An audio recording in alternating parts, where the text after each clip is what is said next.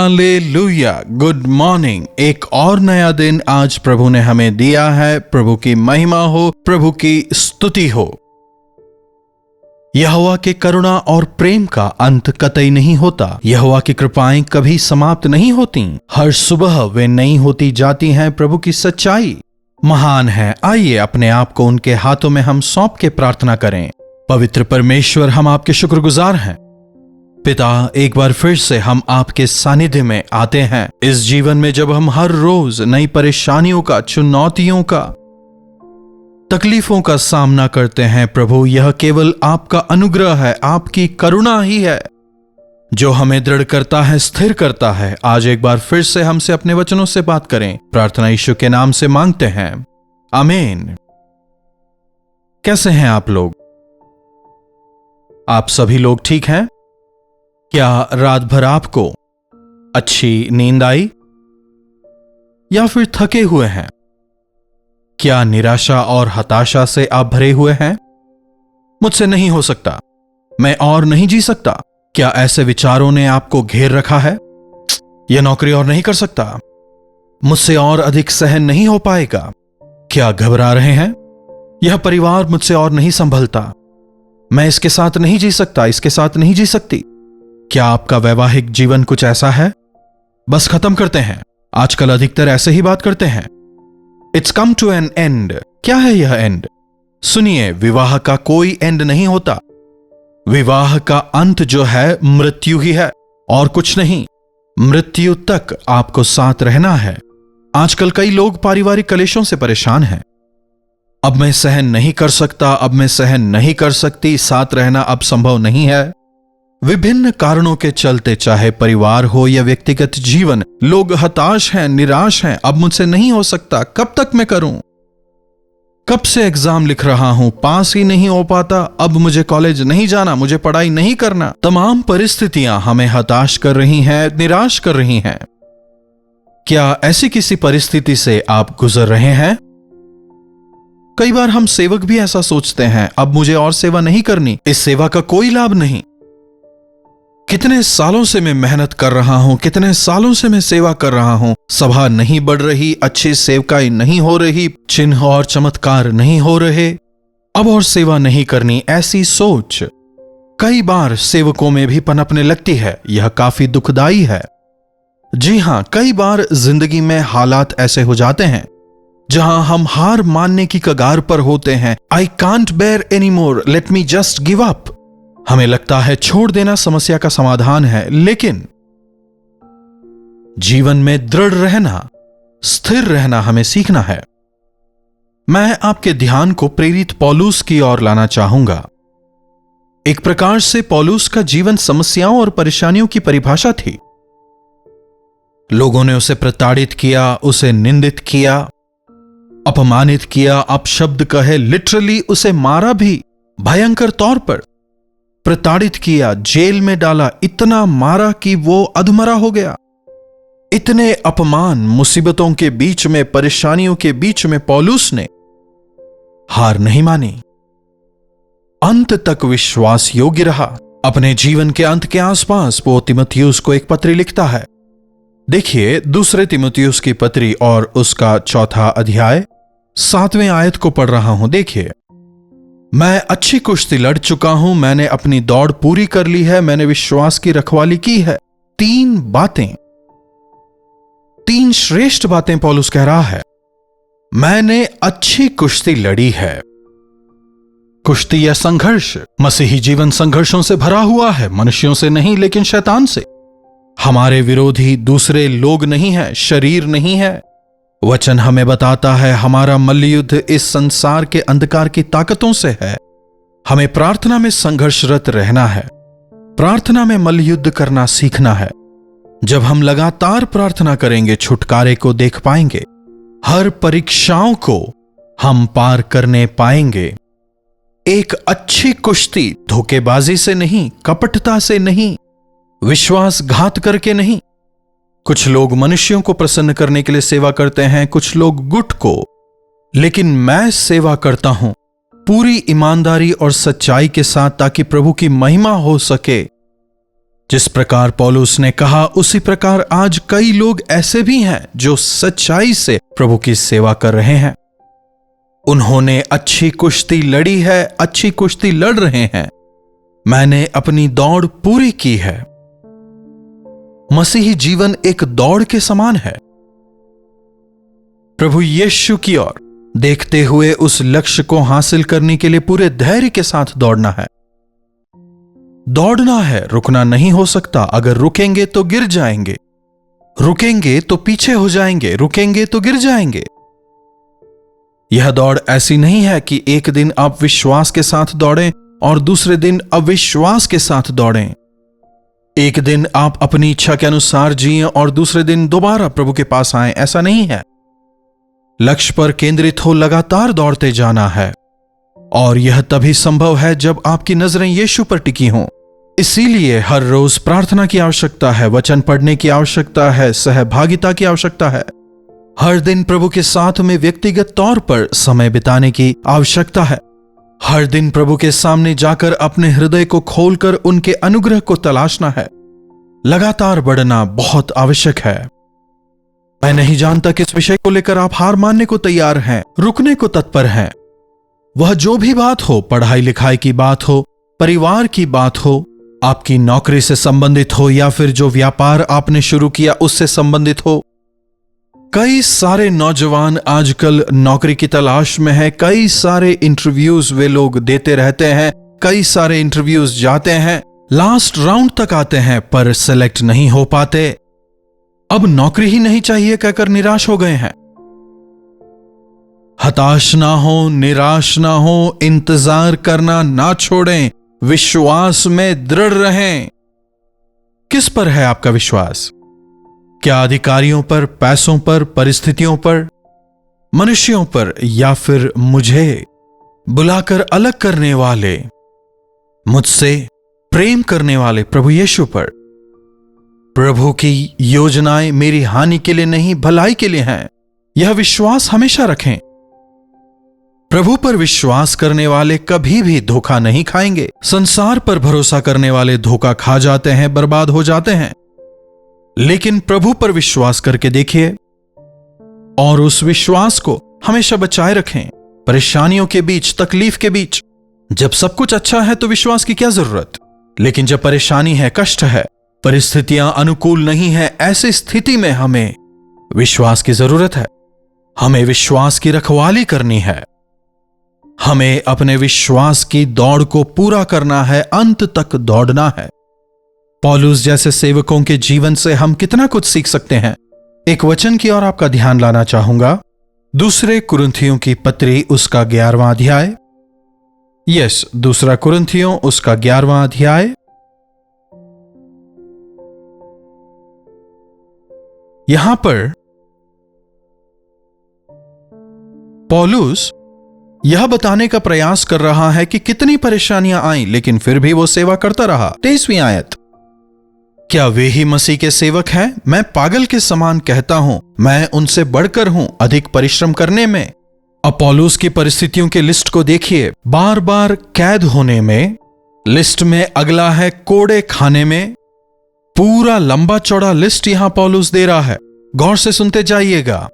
बार बार मृत्यु के जोखिम में, 5 बार मैंने यहूदियों के हाथ से 39 कोड़े खाए, 3 बार मैंने बेंतें खाई, 1 बार मुझ पर पथराव किया गया, 3 बार जिन जहाज पर मैं चढ़ा था टूट गए, 1 दिन रात मैंने समुद्र में गुजारा। मैं बार बार यात्राओं में, नदियों के जोखिमों में, डाकुओं के जोखिमों में, अपने जाति वालों से जोखिमों में, अन्य जातियों से जोखिमों में, नगरों में के जोखिमों में, जंगल के जोखिमों में, समुद्र के जोखिमों में, झूठे भाइयों के बीच जोखिमों में मैं रहा। इतनी लंबी लिस्ट विभिन्न परिस्थितियों की। भाइयों की वजह से, झूठे धोखेबाज भाइयों की वजह से धोखा खाया। अपने जाति भाइयों द्वारा, अन्य जातियों द्वारा पौलुस बाधित होता है। जब अपने लोग ही धोखा देते हैं, वह धोखा काफी दर्दनाक होता है।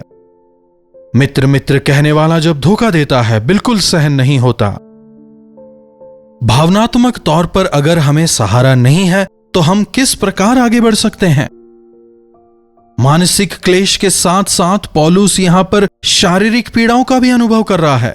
27वीं आयत भी देखिए, परिश्रम और कष्ट में, बार बार जागते रहने में, भूख प्यास में, बार बार उपवास करने में, जाड़े में उघाड़े रहने में, कहने के लिए बहुत कुछ और भी था।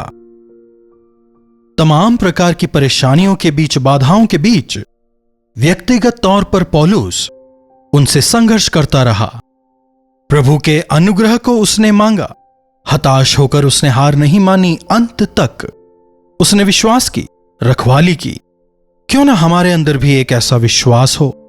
अपने को परख कर देखिए, लॉकडाउन के दौरान जैसा विश्वास आपके अंदर था, क्या आज भी है? बिना किसी और विकल्प के, पूरी तरह से घर की चार दीवारी में कैद, ना चर्च, ना ऑफिस, ना कुछ और। जरा उन दिनों को याद करके देखिए।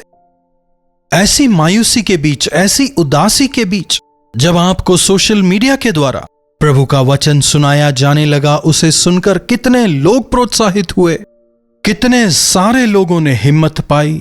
हां, बिना परमेश्वर की कृपा के हम इस संसार में जीवित नहीं रह सकते। इस बात को समझकर कईयों ने अपने आप को प्रभु को सौंपा।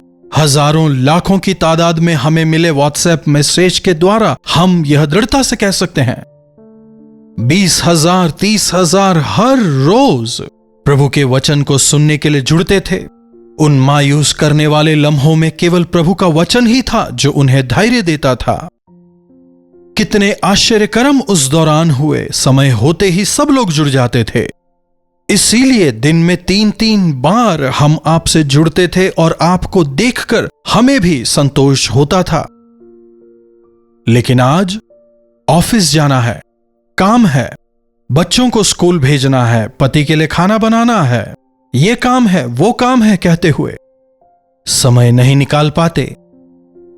आज प्रभु को देने के लिए भी हमारे पास समय नहीं है।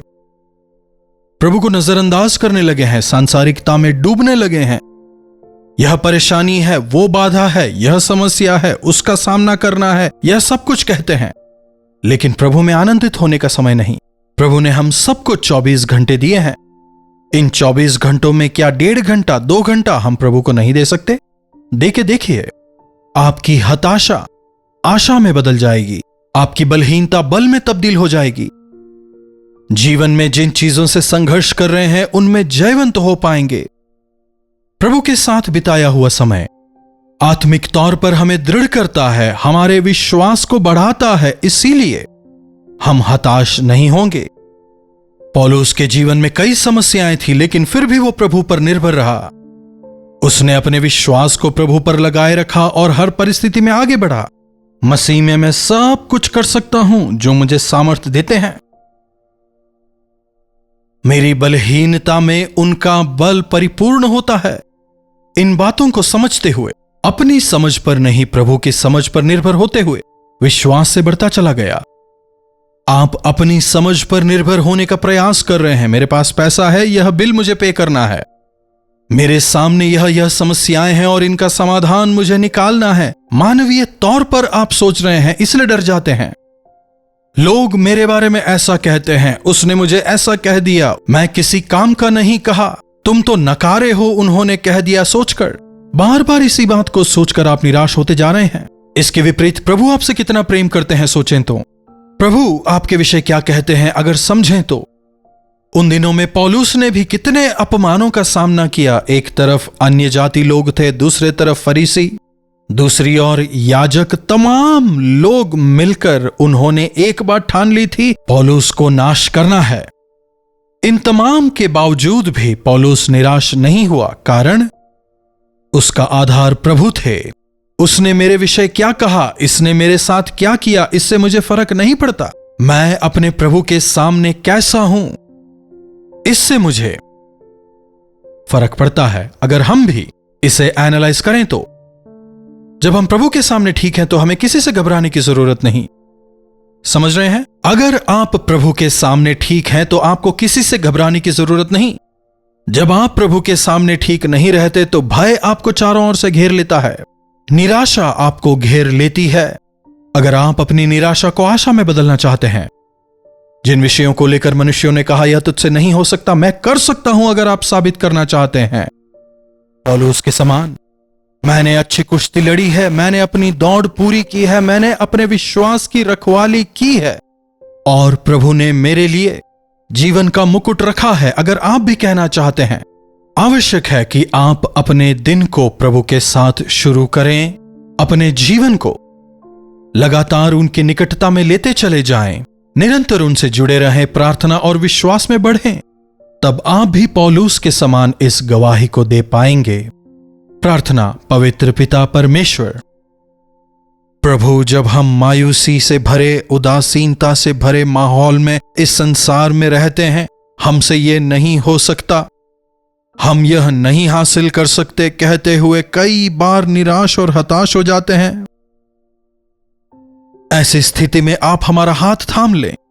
प्रभु, आपके हाथों को थामकर दृढ़ता से, विश्वास के साथ में, धैर्य के साथ में, मेरे प्रभु मेरे साथ हैं, मैं निराश नहीं होऊंगा, आगे बढ़ूंगा, इस दृढ़ता के साथ में आगे बढ़ने का अनुग्रह हम में से प्रत्येक को दें।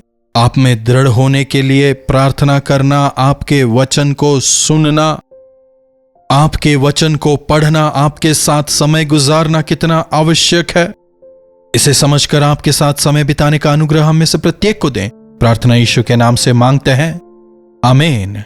अब हमारे पिता परमेश्वर का प्रेम, प्रभु यीशु मसीह का अनुग्रह और पवित्र आत्मा की सहभागिता वचन सुनने वाले सबों के साथ आज, कल और अनंत काल तक बनी रहे। आमीन। प्रभु की महिमा हो। अपने प्रार्थना विषयों को आप 9884907779 पर भेज सकते हैं।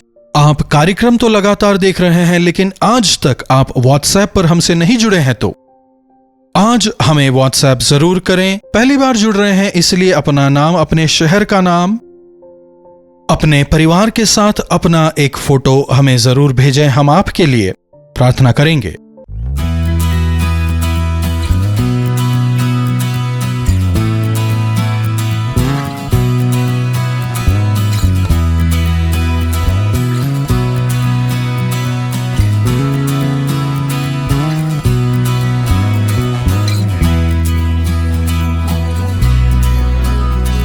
हालेलुया। दिल्ली और एनसीआर के लोगों के लिए शुभ समाचार।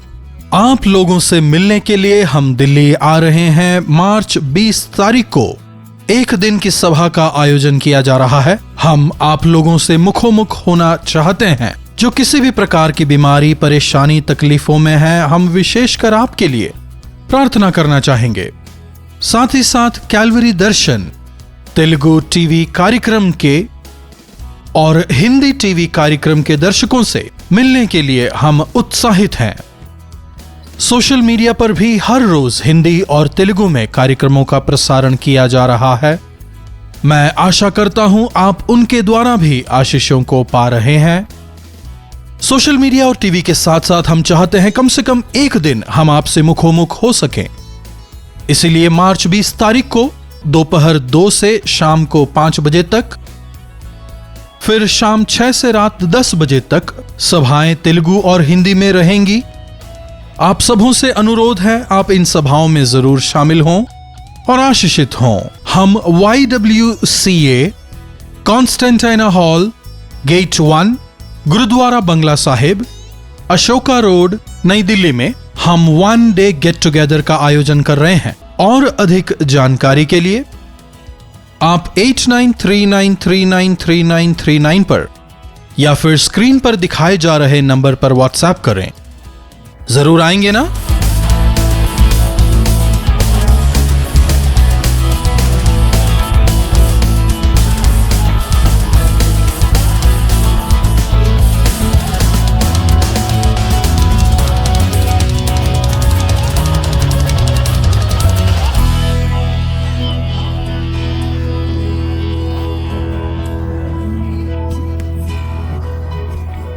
कलवरी दर्शन, ये है प्रेम के दर्शन, यीशु प्रेम के दर्शन।